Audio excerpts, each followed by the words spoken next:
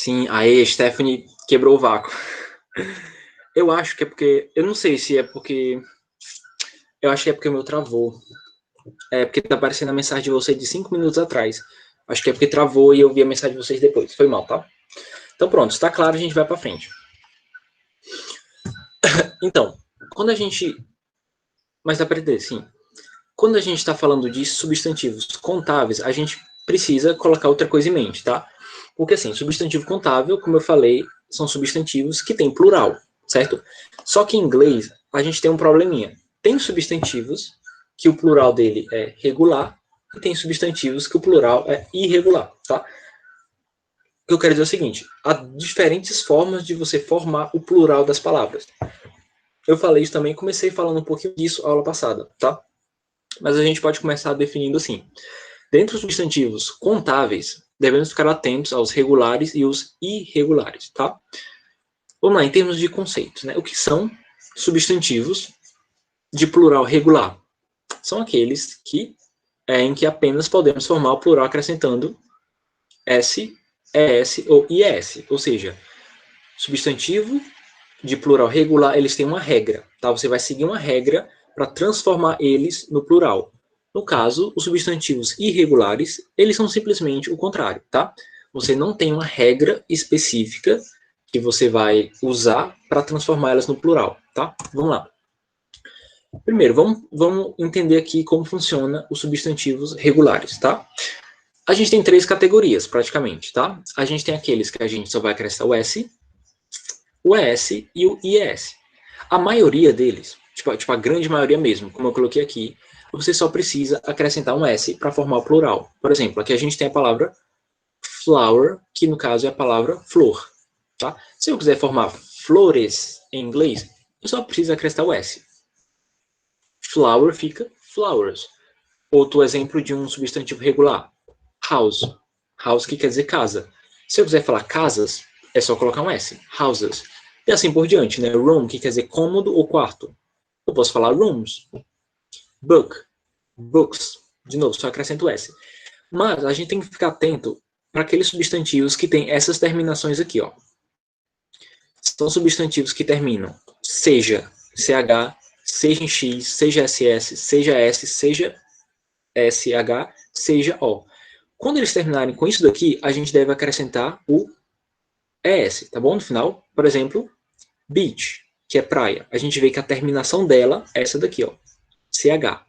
Então, para falar praias, a gente faz o quê? Acrescenta o ES. No caso, beach vai ficar beaches. A gente tem, por exemplo, a palavra box, que quer dizer caixa em inglês. Termina com X, né? Bem aqui, ó. Tem a terminação em X. Então, o que é que a gente faz? Acrescenta ES para formar o plural. Então, box fica boxes. E assim por diante. Eu tenho o kiss, que quer dizer beijo, e a terminação dele é em SS. Então, fica kisses. A gente tem buzz, que termina em S. No caso, vai ficar buzzes. E assim por diante, né? Crush. Até coloquei crush, tem dois significados, tá bom? Crush pode ser tanto colisão, como crush mesmo de verdade, tá? O crush é aquele menino que não te dá bola, mas que você quer, entendeu? Então, pronto. E no caso, a gente vê que a palavra crush, ela termina em C, em SH. Então, para formar o plural, de novo, mete um S ali que tá tudo certo. Crushes. E a gente tem o último exemplo, que são aqueles substantivos que terminam em O. Que para formar o plural, a gente também acrescenta o S, tá? Então, tomato, ou tomato, como o americano fala, fica tomatoes, ou tomatoes, certo? Pronto, e a gente tem uma terceira categoria de substantivos regulares, que são aqueles terminados em Y, antecedido de... Eu coloquei vogal, desculpa, pessoal, vou consertar, tá? É antecedido de consoante. Você vai colocar um X aqui, coloquei sem querer. Posso até mudar agora, né? Não, vocês entenderam, né? Quando eu for postar isso aqui para vocês, eu mudo, mas foi sem querer, tá? Então, a gente tem os substantivos que terminam em Y e são antecedidos de consoante. Quando a gente encontra esse tipo de terminação, a gente deve remover o Y e acrescentar IS. Exemplo é baby, né? É um substantivo contável, que é bebês, mas quando a gente vai passar para o plural, a gente não conserva esse Y. A gente remove ele e coloca IS. Então, baby fica babies. Country fica countries. Family, families. Body fica bodies. Tá? De novo, só removendo o Y e substituindo o Y pelo IS. Então, basicamente, a gente pode dizer que nós temos essas três categorias de substantivos de plural regular.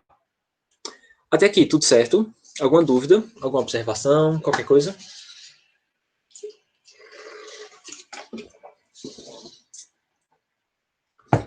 Vai me dando feedback aí no chat, tá? Para saber que eu posso continuar.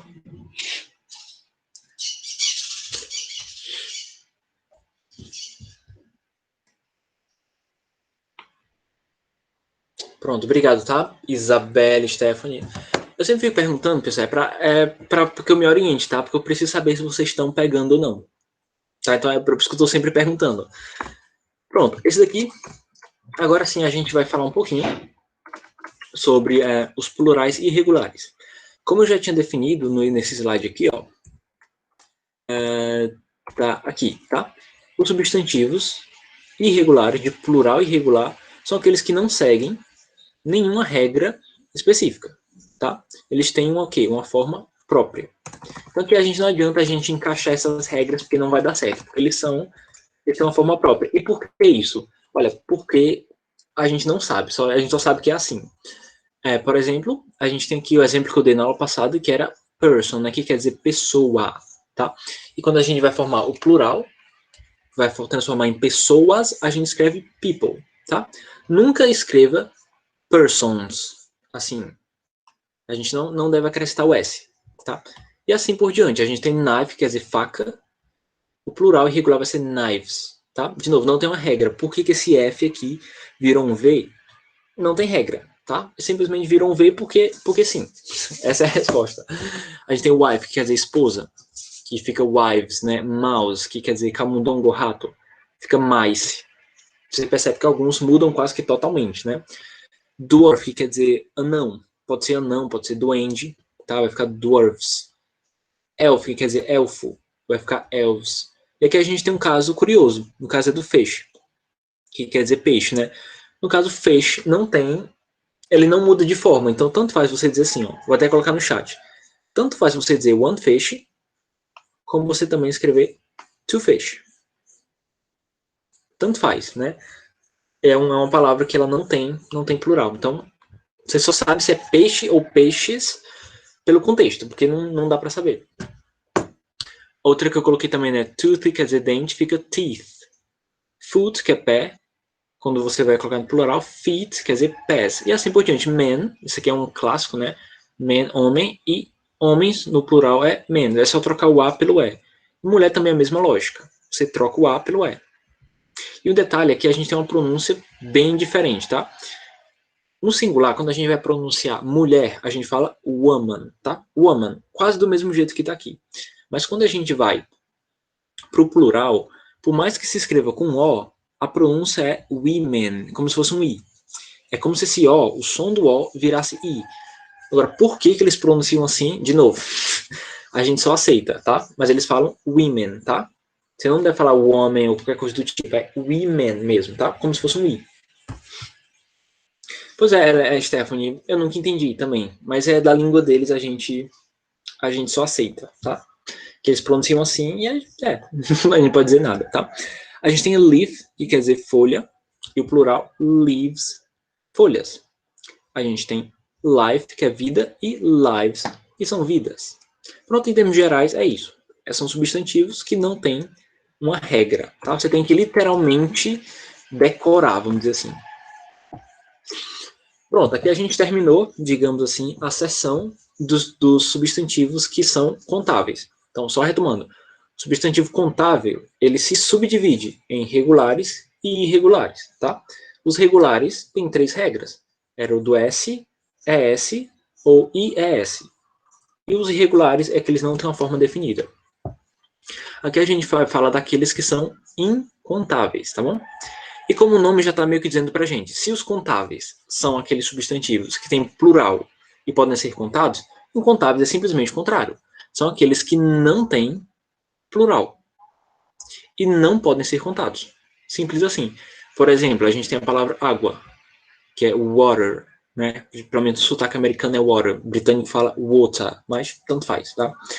É um exemplo de substantivo incontável, porque você não tem plural para água, você não vai dizer assim, ó, uma água, duas águas, três águas, quatro águas, isso não existe. Então, ele é incontável. Mesma coisa é dinheiro. A gente não conta dinheiro.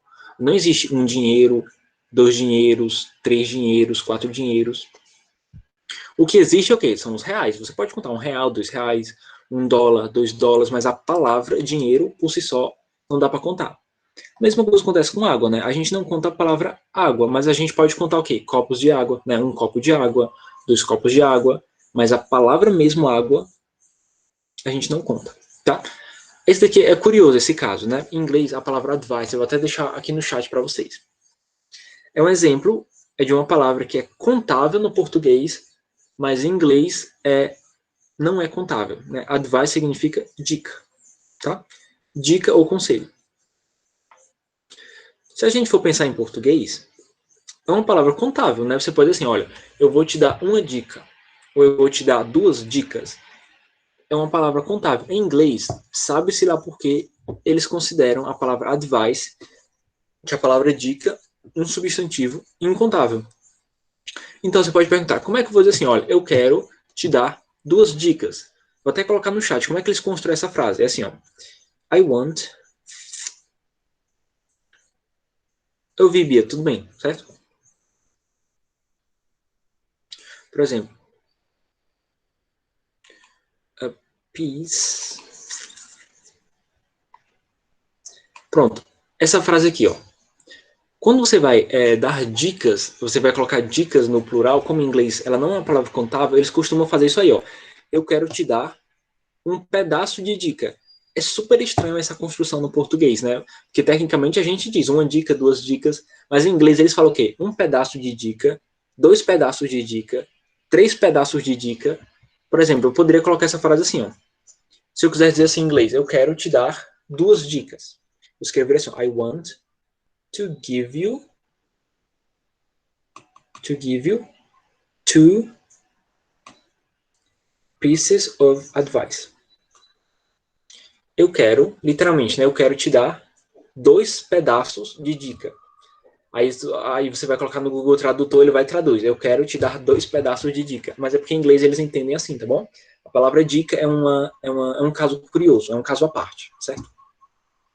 Mas vamos lá. A gente tem tea, que é chá. Não dá para contar chá, você não diz um chá, dois chás. Tem sugar, que é açúcar. Fear, que é medo. Air, que é ar. Beauty, que é beleza. Tá? Isso aqui são só alguns exemplos. A gente tem muito mais. E a observação que eu tenho aqui para dar para vocês é a seguinte. Assim, ó, a gente não conta, não é correto contar, tá? Eu ia colocar aqui, depois eu conserto. Não é correto contar esses substantivos, mas é possível contar os seus recipientes ou medidas. Por exemplo, a gente viu que a palavra tea, que é chá, é incontável. Você não pode contar o chá, mas se você quiser, você pode contar as xícaras de chá. Então você pode dizer 1 cup of tea, 2 cups of tea, 3 cups of tea. Você pode ir contando as xícaras de chá. Mesma coisa acontece com a palavra açúcar. Você não conta açúcar, mas você pode contar os quilos de açúcar. 1 quilo de açúcar, né? 2 kilograms of sugar, 2 quilos de açúcar, por aí vai. Um exemplo, água, né? A gente não conta água, mas a gente pode contar garrafas de água. No caso, 7 garrafas d'água, 7 bottles of water, certo? Então, basicamente, sobre substantivos incontáveis, basicamente a gente só tem essas observações, tá? E aí, para vocês, alguma dúvida? Tá tranquilo para vocês?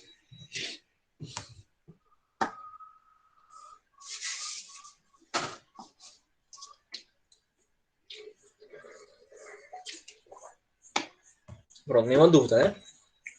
Ótimo, vamos lá. Agora sim, tá? A gente aqui basicamente finalizou a nossa noção do que são substantivos em inglês. Agora sim, depois de entender como é que os substantivos funcionam, a gente está pronto para estudar como que a gente usa os quantificadores, tá bom? Isso aqui eu vou ser bem calmo, eu vou tentar ser bem A gente vai aprender bem lentamente, tá? Porque são muitos. E se a gente estudar tudo de uma vez, aí o negócio fica preto, tá? Mas, ó, uso dos quantificadores. Eu vou começar explicando. Isso eu falei também um pouquinho na aula passada, mas é porque não deu tempo, ou então faltou alguns exemplos. Mas eu vou começar por esses dois aqui, ó, tá? A e N, tá? Esses quantificadores significam os dois, tá? Os dois têm a mesma tradução. Tanto significa um, como significa uma. Os dois, tá? E o que acontece? Quando é que a gente usa eles, tá? Eles são usados antes de substantivos contáveis no singular. Então essa é a regra, tá? Você só usa N antes de substantivos contáveis. Por exemplo, a gente tem a distinção, né? A gente pode usar tanto o A quanto o N. Para usar o A, tem a seguinte observação, né? Nós usamos A quando a palavra seguinte começa em consoante. Por exemplo, ela tem um carro, tá? No caso, esse A, como a gente acabou de ver, significa um ou uma, tá? Então, ela tem um carro. É como se esse A, ele cumprisse a função do número 1. Até porque a gente pode até chamar esse A de artigo, tá? Ele é o artigo indefinido. Então, um carro. Eu estou usando A porque a próxima palavra começa com uma consoante. Então, a gente deve usar A. Diferente de casos em que a próxima palavra, o próximo substantivo, né, começa em vogal. Porque se o substantivo começar com vogal, a gente usa N. A tradução não muda, tá? Por exemplo, a frase I saw an angel. Eu vi um anjo. De novo, a mesma tradução, né? Um ou uma. Mas por que eu estou usando a N em vez de A? Porque a palavra angel, ela começa com o quê? Com a vogal. Por exemplo, eu tenho a seguinte frase: I have an idea. Por que eu sei? Quer dizer, vamos dar a primeira tradução, né? Eu tenho uma ideia. Como é que eu sei que esse uma é N e não A? Porque a palavra idea, ela está começando com a vogal. Se começa com vogal, é N. Certo? Esse foi o primeiro ponto que a gente estudou na passada. Inclusive, tem até outro exemplo aqui que eu pulei por ele sem querer. Então, I want to buy a flower to my girlfriend. Eu quero comprar uma flor para minha namorada. Eu sei que eu devo usar a no sentido de uma. Por quê? Porque a palavra flower, ela começa com consoante, tá? E se você prestar atenção, você pode notar que, de fato, todos esses substantivos que estão depois da palavra a ou n, eles são todos contáveis. Né? São todos substantivos contáveis. Porque esse é o contexto do uso. A gente só usa a ou n para substantivos contáveis, certo? E sobre esse daqui, pessoal, esse uso do a e do n, que foi o que deu um pouquinho de confusão na vez passada. Ficou claro? Alguém não entendeu? Alguém tem alguma dúvida?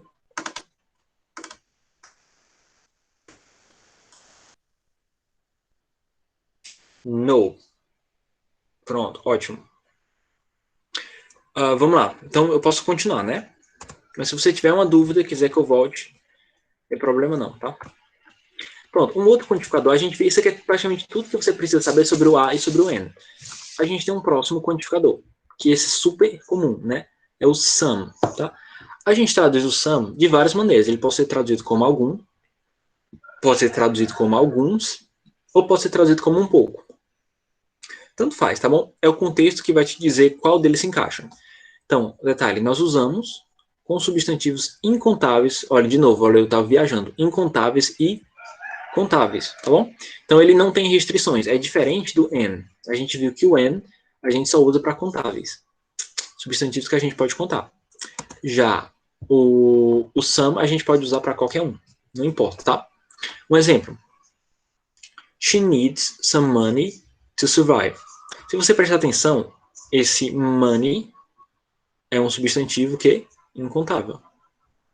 A gente traduz assim, ela precisa de algum dinheiro. E você vê que não tem nenhum problema. A tradução de algum, ela se encaixou aqui perfeitamente. Que no caso é quanto de dinheiro, né? Ela precisa de algum dinheiro para sobreviver. Corretinha a frase, tá? E a gente pode também encontrar a palavra some, tá? Em outro contexto. Aqui, ó. I have some friends from Scotland. Ou seja, eu tenho alguns amigos da Escócia. Se você prestar atenção, esse some está sendo usado o quê? Antes de um substantivo contável. Então, esse some ele é tanto faz, tá? Então, aqui, um exemplo usado antes de substantivo incontável, e aqui a gente tem outro exemplo que está antes de um contável, certo? Claro, a única coisa que tu vai precisar fazer é só adaptar a tradução, tá? Porque geralmente quando você está falando de um substantivo incontável, a tradução que melhor vai se encaixar vai ser algum, tá? E quando você está falando de substantivos contáveis, você vai perceber que a melhor tradução vai ser o alguns. Tem questão também de noção, tá? Você lê, você interpreta o texto e você percebe qual é que vai se encaixar melhor, se vai ser algum ou alguns. Pronto, pessoal, sobre o SAM, alguma dúvida, alguma observação? Dúvida, comentário, qualquer coisa do tipo?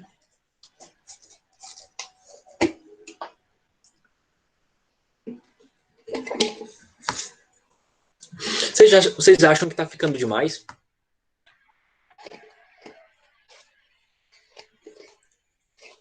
Demais não. Ó, como se na dúvida, use o A. Mas a tradução do A é diferente do some. Porque some significa algum ou alguma. O A é um ou uma. Então, no caso, são palavras que têm significados diferentes. Certo? Então, assim, não dá para você, por exemplo, no mesmo contexto, você trocar some por A e dar o mesmo sentido. Ah, sim, entendi. Ah, sim, entendi, né? Na dúvida, usa A. Mas, mais ou menos, tu vai ter que observar. Ó, nesse caso, não. Tu vai ter que só observar, tá?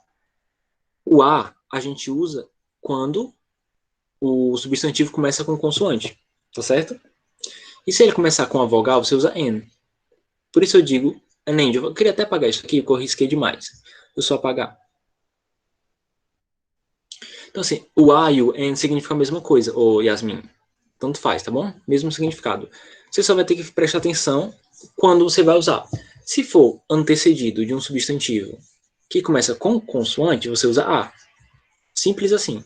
Se for antes de um substantivo que começa com vogal, por exemplo, aqui é o caso de angel, né, porque A é uma vogal, você usa N, mas o significado é o mesmo. Ele significa um ou uma, certo? Eu vi um anjo, eu comprei uma flor.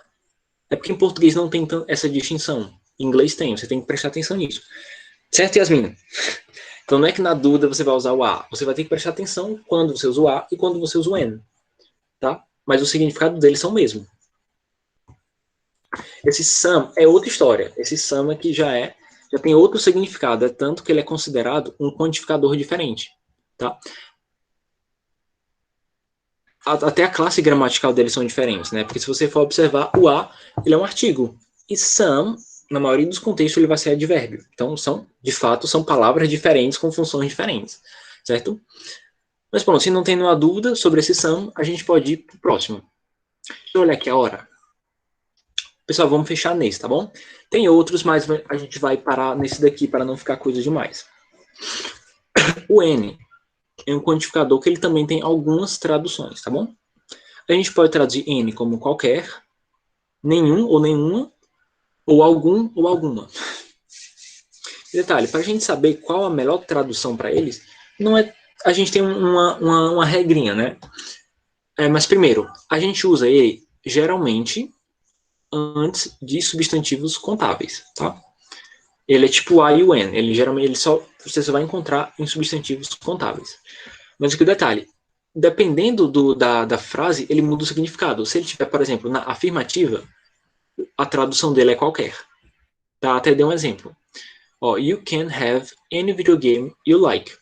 Você pode ter qualquer, aqui o N sendo traduzido como qualquer, né? Você pode ter qualquer videogame que você queira. Então, detalhe, se está na afirmativa, a tradução dele vai ser qualquer, tá? Se tiver, por exemplo, numa frase negativa, se tiver numa frase negativa, esse N vai significar nenhum ou nenhuma. Por exemplo, na seguinte frase: I don't know any foreign language. Ou seja, eu não sei nenhuma língua estrangeira. No caso, a gente está percebendo que a gente tem um N aqui. Mas a gente está traduzindo esse N como nenhuma, né? Eu não sei, I don't know, nenhuma língua estrangeira. Vocês perceberam como mudou o significado dele, né? Porque a frase está na negativa. E a mesma lógica vai acontecer na interrogativa. Se a frase estiver na interrogativa, ele vai assumir o significado de algum ou alguma. Por exemplo, na seguinte frase: Do you have any money? Você está perguntando para alguém, né? Você tem algum dinheiro? Se você tem algum dinheiro, note que o N ele agora está sendo traduzido como algum. Então, o N é só chatinho no começo por causa disso. Você vai ter que observar. Se é afirmativa, se traduz como qualquer. Se é negativa, se traduz como nenhum ou nenhuma. Se é interrogativa, a gente traduz como algum ou alguma. Certo? E alguma dúvida sobre o N? Sobre o uso dessa palavra? Dúvida, comentário, qualquer coisa?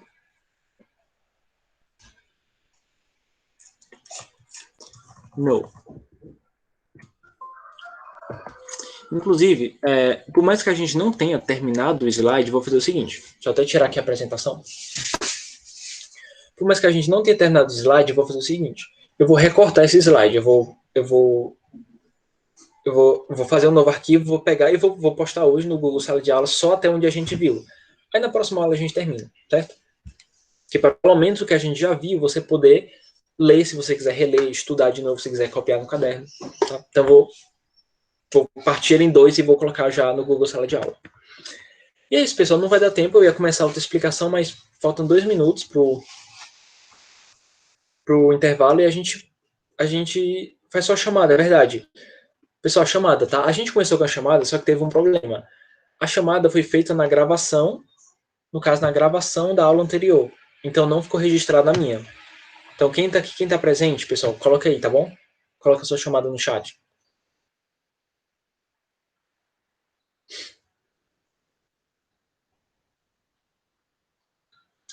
E sobre a atividade, como a gente não terminou, tá? Eu não vou deixar a atividade, mas eu vou pedir para que vocês estudem, tá? Deem uma olhada nesse slide de novo, leia de novo. Aí na próxima aula, sim, que é onde eu pretendo encerrar sobre os quantificadores, pelo menos a parte teórica, né? E a gente vai fazer as atividades do livro.